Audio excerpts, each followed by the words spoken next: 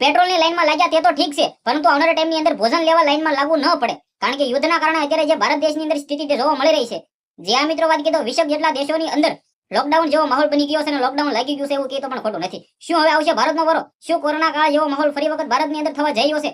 જે આ મિત્રો વાત કીધો યુદ્ધના કારણે અત્યારે જે ગુજરાતની અંદર ભારત દેશની અંદર આખી દુનિયાની અંદર જે માહોલ જોવા મળી રહ્યો છે, એક બાજુ ગેસ પૂરા થઈ ગયા છે, એક બાજુ પેટ્રોલ જે પૂરો થવાની અફવાઓને લઈને ક્યાંક ને ક્યાંક થોડી ઘણી તો હાસી હશે, પરંતુ જે રીતે હજી 75 દિવસ સુધી હાલે એટલું આપણી પાસે તો પેટ્રોલ છે, પરંતુ જો યુદ્ધ લાંબુ ખેંચાશે તો શું થશે? પાકિસ્તાન જેવા દેશ ઓલરેડી ભૂખમરો ચાલે છે, બાંગ્લાદેશ જેવા દેશો અત્યારે ઓલરેડી ભૂખમરો ચાલે છે, તો આ યુદ્ધના કારણે તેનું તો સાવ તળિયા સાપડ થઈ જવાનું છે. કારણ કે તમે બધા લોકો જાણતા હશો કે ઈરાન, ઇઝરાયલ, અમેરિકા યુદ્ધના કારણે અત્યારે જે આખી દુનિયાની અંદર જે માહોલ જોવા મળી રહ્યો છે, હવે આપણા ભારત દેશની અંદર કેટલો સંકેતો જોવા મળવાના છે જો ભારત દેશની અંદર પણ લોકડાઉન જેવો માહોલ જોવા થવા જઈ રહ્યો છે. નમસ્કાર મિત્રો, એક નવા વિડીયોમાં તમારું સ્વાગત છે. સૌપ્રથમ ચેનલ પર પહેલી વાર આવ્યો હોય તો વિડીયો શેર કરીને સબસ્ક્રાઇબ અવશ્ય કરી દેજો, જેથી હું તમારા સમક્ષ આવીને એવી જાણકારીઓ પહોંચાડતો રહું. તમે બધા લોકો વિડીયો જોવો છો, સબસ્ક્રાઇબ નથી કરતા, રાહ કોને જોવો છો, જલ્દીથી યુટ્યુબમાં જોતા હોય તો સબસ્ક્રાઇબ કરો અને ફેસબુકમાં જોતા હોય તો ફોલો કરી નાખજો.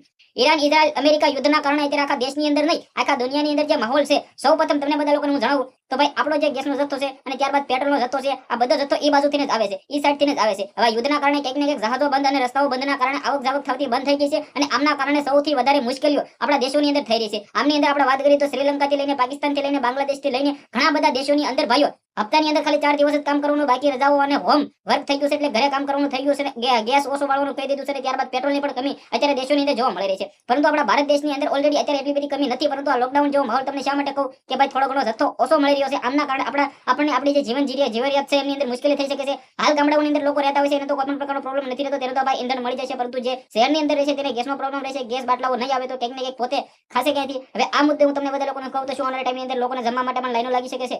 જે આ મિત્રો વાત કીધું યુદ્ધ આટલું બધું ખતરનાક છે કે દિવસે ને દિવસે વધી રહ્યું છે. આ યુદ્ધના કારણે આપણા પીએમ મોદી સાહેબ પણ હાલ ચર્ચામાં આવી ગયા છે, કારણ કે પીએમ મોદી સાહેબ પણ કહી દીધું છે કે ભાઈ જે રીતે કોરોના કાળની અંદર આપણે જે પસાર કર્યો હતો સમય, એવો સમય ફરી વખત પણ આવી શકે છે. બધા લોકો તૈયાર રહીજો, લોકડાઉન જેવો માહોલ પણ આવી શકે છે. શું ભવિષ્યની અંદર આવનારા ટાઈમની અંદર આ યુદ્ધ લાંબુ ખેંચાશે તો શું આપણા દેશની અંદર પણ લોકડાઉન જેવો માહોલ જોવા મળવાનો છે? બિલકુલ કંઈક ને કંઈક આપણે સાવચેતી રાખવાની જરૂર છે, સાવધાન રહેવાની જરૂર છે. કારણ કે ઈરાન, ઇઝરાયલ, અમેરિકા આ વોરની અંદર જે અત્યારે દેશની અંદર જે ઘટનાઓ ચાલી રહી છે, અમદાવાદની અંદર હોય, આપણા સુરતની અંદર હોય, ગુજરાતની અંદર હોય, કે જે રીતે ભાઈઓ વાત કરીએ તો એક પછી એક પેટ્રોલની લાઈનો તમે બધા લોકોએ પેટ્રોલ પંપની અંદર જોઈ છે, પરંતુ આવનારા ટાઈમની અંદર શું હકીકતના કારણે પેટ્રોલ ખૂટવાનું છે, જે પણ થશે કંઈક ને કંઈક જોઈએ જેવું થવાનું છે. તો વિડીયો શેર કરી ફોલો કરી સબસ્ક્રાઇબ અવશ્ય કરી દેજો, હું તમારા સમક્ષ આવનારા ટાઈમની અંદર પલે પલની અપડેટો લાવતા રહું. અત્યારે કોઈ પણ લોકોએ ભારત દેશની અંદર ગભરાવાની જરૂર નથી, ઓલરેડી 3-4 મહિના ચાલે એટલો જથ્થો તો આપણી પાસે પડ્યો છે. આ યુદ્ધ છે કંઈક ને કંઈક રોકાઈ જાય, બંધ થઈ જાય તો આપણા માટે સારું એવું કહેવાય. બાકી મંદીઓના કારણે ઓઇલ, તેલ બધું જ જરૂરિયાત આપણી વસ્તુઓ છે એ સાઈડથી આવે છે, તો કંઈક ને કંઈક એનો પ્રોબ્લેમ આપણને રહેવાનો છે. તેલનો ભાવ વધી શકે છે અને સ્ટોક માર્કેટ ગરી ગઈ છે, તમે બધા લોકો જોયું તો આ બધું નુકસાની અત્યારે જે થઈ રહી છે આ યુદ્ધના કારણે થઈ રહી છે. ડાયમંડની અંદર મંદી આવી રહી છે.